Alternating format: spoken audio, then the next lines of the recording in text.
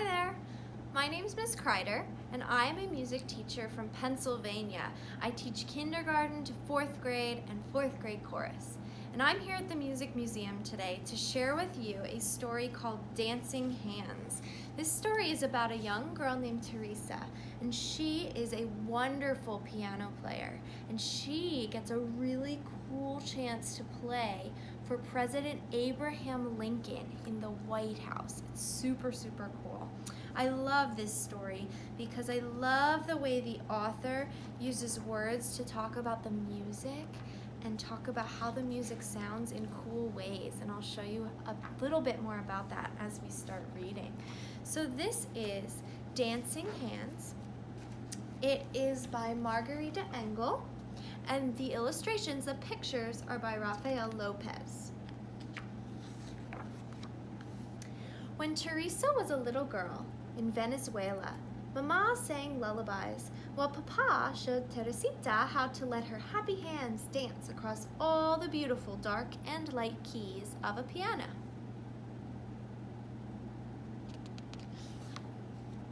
At first, making music seemed magical, but Teresa soon learned that playing a piano could be hard work. Sometimes she had to struggle to make the stubborn music behave as she practiced gentle songs that sounded like colorful birds singing in the dark and light branches of a shade-dappled mango tree. Think about that, music that sounds like birds singing from a mango tree. Isn't that cool? And powerful songs that roared like prowling jaguars beside towering waterfalls in a mysterious green jungle. Can you imagine that, what that music might sound like? Look at her piano keys. They're flying off of the piano into the air like birds. If Teresa felt sad, music cheered her. And when she was happy, the piano helped her share bursts of joy. By the time she was 6, she could write her own songs. She wrote her own songs when she was 6 years old. And at 7, she performed in the peaceful chapel of a magnificent cathedral, playing hymns that shimmered like hummingbirds. Music was Teresita's delight, but suddenly, when she was 8 years old, a war changed everything.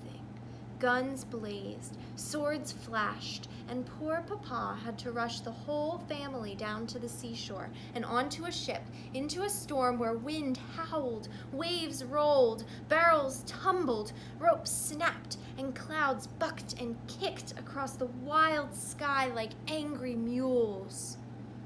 My goodness, it's almost like we could picture it and hear all those sounds. By the time the ship arrived in New York, Teresa felt lost. She was homesick. How could she ever play happy songs again in this unfamiliar country where she did not know a single friend? Few people spoke Spanish, and all around her, curious strangers stared and whispered as if her whole family belonged in a museum of oddities. These people were not being very nice to her or her family. That must have been very scary. Worst of all, there was fighting here too. The horrible Civil War, North battling South as soldiers marched, and newspaper boys hollered about victories, defeats, funerals, and fears. Without a new piano, Teresa would have felt even more lonely. But soon she discovered that wherever one is, some people are friendly, drawn together by songs. Musicians came to her home, playing along while they listened to the dazzling notes of her dancing hands. Determined to improve, Teresa practiced graceful waltzes and sonatas, booming symphonies, and lively folk songs, her strong hands accepting the challenge of life's many dark and light moods. People began to call her the piano girl. Her picture was in the newspaper and on posters advertising concerts where she performed with great orchestras that invited her to play solos. Teresa triumphed in enormous theaters where children clapped and cheered and their parents stood up and tossed roses. That sounds very exciting. Wouldn't it be fun to be on a stage and have people toss roses at you? With Papa at her side, she traveled to elegant cities, and by the time she was 10, the piano girl grew so famous that she received amazing invitations, including one so special that she could hardly believe her eyes. President Abraham Lincoln wanted her to play for his whole family at the White House. Whoa. But the country was still at war, so Teresa arrived in Washington, D.C. at a time when freed slaves were signing up to be soldiers. The injured moaned, and nurses groaned from the sheer weariness of caring for so many fevers and wounds. Not long ago, the president's young son had fallen sick and had died. Men argued about the battles lost, battles won, speeches made, victory delayed. Teresa began to worry. How could music soothe so much trouble? Music is pretty powerful. Music can do some pretty amazing things. Let's see if she can find out the answer to that question. Poor Abraham Lincoln. Teresa hoped she could entertain the president, his grieving wife, and their 2 surviving sons. Her fingers might stumble, the rhythms emerging too slow or too fast.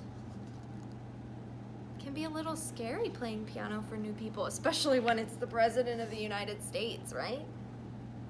But Teresa was brave, and she believed in trying her best. So she entered the White House silently, clutching Papa's hand fiercely as they stepped into a room so red that it looked like a storm or a sunrise. Teresa remembered how it felt to be a homeless refugee and how lonely she had been surrounded by strangers, some of them rude and others kind. Remember when she first got to the United States and people were not very nice to her? She was remembering that now.